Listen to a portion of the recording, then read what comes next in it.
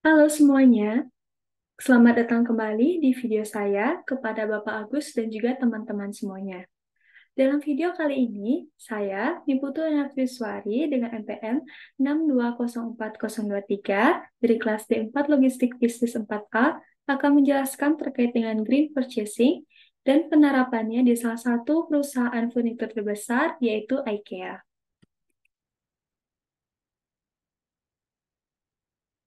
Dalam video kali ini, saya akan membahas terkait tiga materi, yaitu pengertian green purchasing, penerapannya di perusahaan IKEA, dan juga salah satu metode green purchasing IKEA, yaitu IW IKEA. Yang pertama adalah pengertian green purchasing.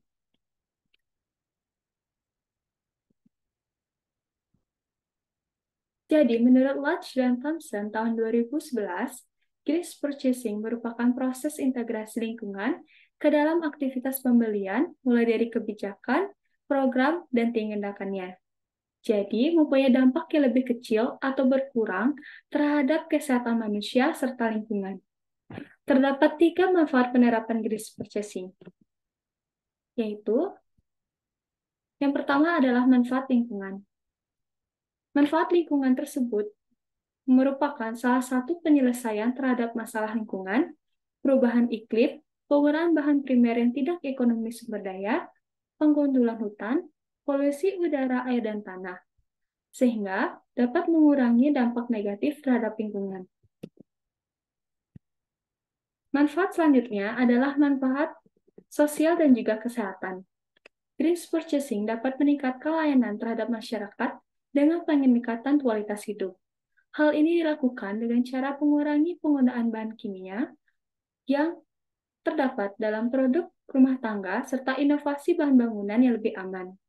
Melalui aktivitas-aktivitas tersebut juga didukung oleh mengurangi adanya emisi di udara akibat dari aktivitas transportasi. Selanjutnya adalah manfaat ekonomi. Praktik green purchasing akan berdampak terhadap penghematan finansial jika perusahaan memperhitungkan juga biaya dalam aktivitas pengoperasiannya dan pembuangan produk di akhir masa pakainya. Selain itu, dapat juga menjadi insentif untuk pengembangan industri dalam hal green teknologi dan juga green product. Selanjutnya adalah green purchasing yang dilakukan oleh perusahaan IKEA. Yang pertama adalah profil perusahaan. Jadi, IKEA adalah perusahaan yang dibangun sejak tahun 1943 di Swedia yang fokus terhadap bisnis penjualan produk-produk rumah tangga. IKEA berkomitmen untuk menghasilkan desain yang baik, fungsional dan murah, serta furnitur dengan kualitas yang tinggi, dan memperdulikan masyarakat serta lingkungan. Beberapa poin penting dalam upaya pemulihan sumber daya selama bisnis IKEA berlangsung.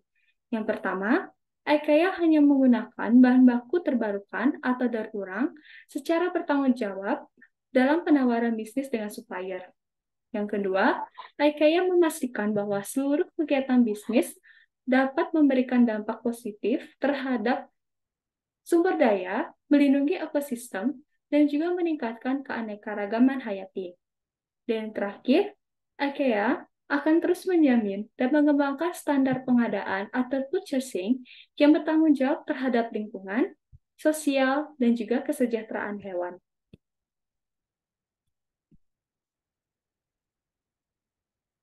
Materi selanjutnya adalah pembahasan terkait dengan beberapa bahan-bahan yang memang digunakan oleh IKEA dalam memproduksi produk-produknya. Yang pertama adalah kayu. Kayu merupakan bahan bahan baku yang paling banyak digunakan untuk memproduksi produk dari IKEA. Hal ini karena kayu merupakan jenis bahan baku yang tahan lama, mudah diolah, serta bahan baku yang bisa didaur ulang. Sampai saat ini, IKEA terhitung lebih dari 99% kayu yang digunakan sudah bersertifikasi Forest Stewardship Council atau FSC atau telah didaur ulang. Yang kedua adalah pertanian.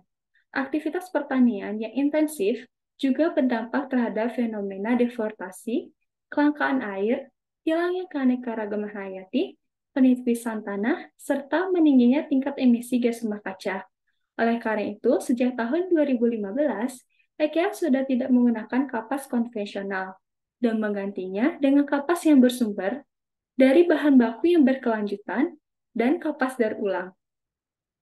Bahan yang ketiga adalah anorganik.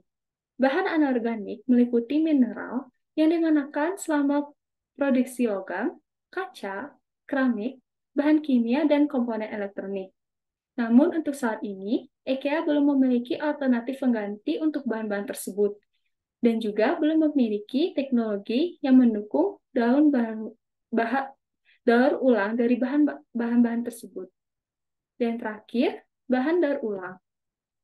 Dalam mencapai ambisinya untuk menggunakan bahan terbarukan dan daur ulang pada tahun 2030, IKEA akan melakukan penghapusan bahan mentah anorganik murni dari bisnisnya.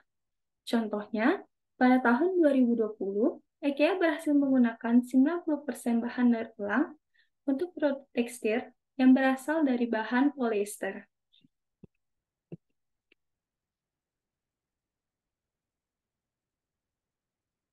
Materi yang ketiga adalah iWay IKEA.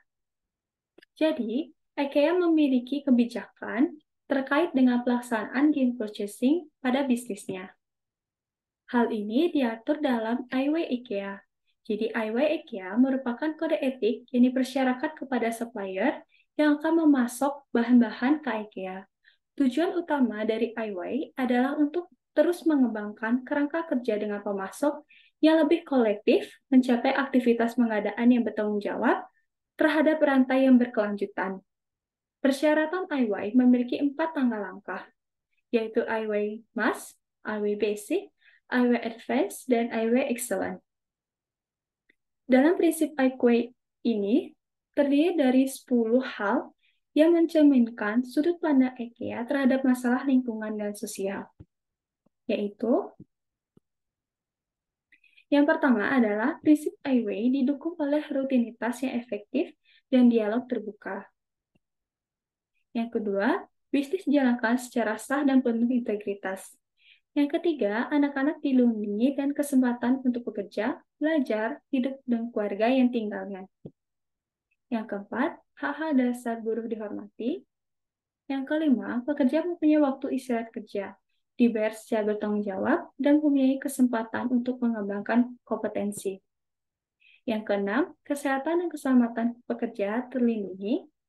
Yang ketujuh, kondisi kerja dan tempat tinggal sesuai. Yang ke-8, planet ini dilindungi. Yang ke-9, sumber daya, termasuk air dan limbah, dikelola secara berkelanjutan dan sirkular. Yang terakhir, hewan menjalani kehidupan yang layak. Berdasarkan 10 prinsip tersebut,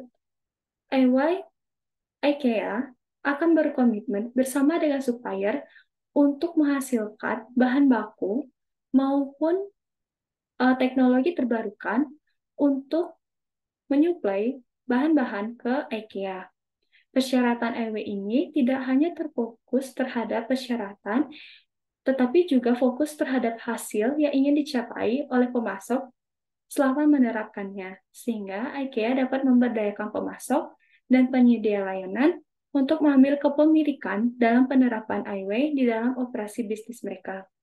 Sehingga melalui penerapan iWay IKEA ini, IKEA sampai saat ini sudah menggunakan bahan-bahan yang telah tersertifikasi, bahan-bahan daur ulang, serta bahan-bahan yang memiliki manfaat untuk keberlangsungan lingkungan ke depannya.